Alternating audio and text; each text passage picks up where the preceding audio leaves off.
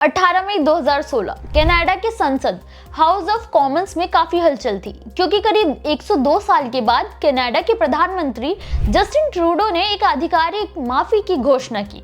ये माफी उस घटना के लिए थी जिसमें कनाडा की जिद के कारण सिखों का हुआ था। ये जिसे आज कोमागाटा मारू के नाम से जाना जाता है, एक ऐसी घटना जिसमें प्रवासी सिखों को ब्रिटिश सेना ने गोलियों से भून दिया था। लेकिन सवाल ये है कि आखिर करीब 100 साल बीत जाने के बाद कनाडा को इस गलती के लिए माफी क्यों मांगनी पड़ी थी। अपने इस वीडियो में हम कोमागाटा मारू की उस दर्दनाक के बारे में जानेंगे। आखिर कैसे कनाडा इस की वजह बना था और क्यों अपने ही देश लौटे सिखों पर अंग्रेजी हुकूमत ने कहर बरपाया था, ये सब हम इस वीडियो में जानेंगे। नमस्कार, मेरा नाम है मोहिनी और आप देख रहे हैं नेड्रिक पंजाब। 8 जनवरी साल 1908 इस दिन कनाडा की सरकार प्रवासियों के देश में प्रवेश को लेकर एक नियम लेकर आई थी। इस रेगुलेशन के अनुसार उन प्रवासियों की एंट्री पर बैन लग गया जो अपने जन्म या राष्ट्रीयता के देश को छोड़ने से पहले टिकट खरीद कर नहीं आए थे। यात्रा विनियमन ने भारतीय प्रवासियों को बाहर रखा गया था।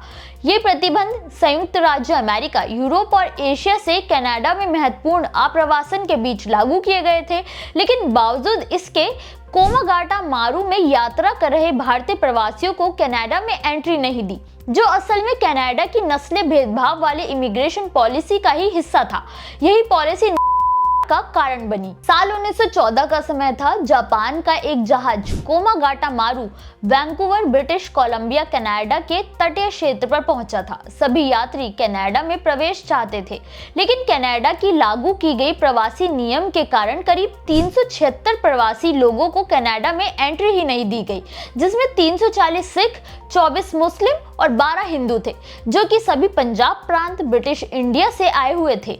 रिपोर्ट बताती है कि यात्री हमेशा यात्रा किया करते थे, लेकिन तब भी केवल 24 यात्रियों को उतरने की इजाजत दी गई थी और बाकियों को वापस भेजने का फरमान सुनाया गया। 23 जुलाई 1914 को जहाज को वापस भारत लौटने को कहा गया और जहाज नौसेना के एस्कॉर्ट के तहत भारत की तरफ मुड़ गया। ये वो समय था जब गदर पार्टी के लोग ब्रिटिश सेना के विरोध में काफी सक्रिय थे।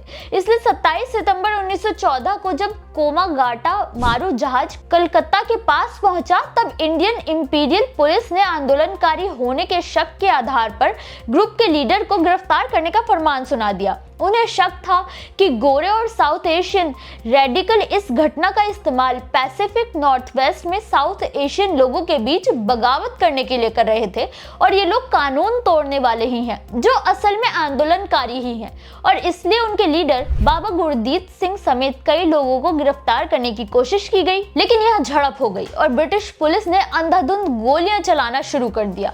आधिकारिक रिपोर्ट के अनुसार केवल 20 लोग गोलीबारी में मारे गए थे, जबकि कुछ फरार हो गए थे और ज्यादातर को जेल में डाल दिया गया, या फिर जो छूटे उन्हें उनके ही घर में नजरबंद रखा गया था। वहीं सरगना गुरदीत सिंह संधू भागने में कामयाब रहा था और 1922 में महात्मा गांधी के कहने पर उसने सरेंडर किया था, जिसे 5 साल की सजा हुई थी। हालांकि कोमागाटा मारू में जो हुआ उसका फायदा गदर आंदोलन के लिए सदस्यों को इकट्ठा करने के लिए किया और एक बड़े विद्रोह को कोऑर्डिनेट करने के लिए भी किया गया था, लेकिन आम लोगों ने उनका समर्थन करने से इनकार कर दिया था, जिससे उनकी प्लानिंग फेल हो गई थी। लेकिन प्रवासियों को वापस भेजना कनाडा के नस्लीय विरोधी नीतियों को उजागर कर गया था। कोमागाटा मारू में जो शहीद हुए वो किसी आंदोलन का हिस्सा नहीं थे, वो कनाडा की चाल का शिकार पीड़ित थे, लेकिन अंग्रेजों ने बिना जांच के उन पर गोलियां चला दी, जिसका अफसोस अभी कनाडा की सरकार जताती है। लेकिन मारे गए शहीदों की याद में साल 1952 में बसबस के पास कोमागाटा मारू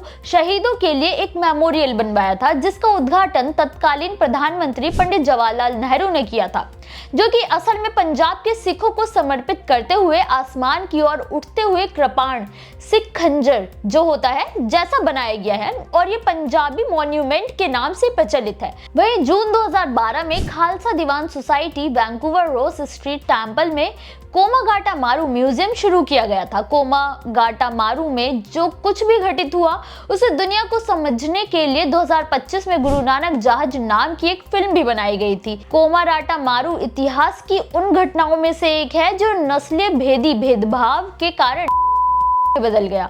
अगर कनाडा ने ये भेदभाव ना किया होता तो शायद ये ना होता। आज भले ही कनाडा सिख बहुल देश है, लेकिन कोमागाटा मारू जैसी घटनाएं कहीं ना कहीं सिखों को अभी भी एक जख्म दे जाती हैं। कनाडा के प्रधानमंत्री की माफी बताती है कि 1914 में जो हुआ वो वाकई में भारतीय प्रवासियों के साथ अन्याय था। आप क्या सोचते हैं इस पर? हमें कमेंट करके जरूर बताएं।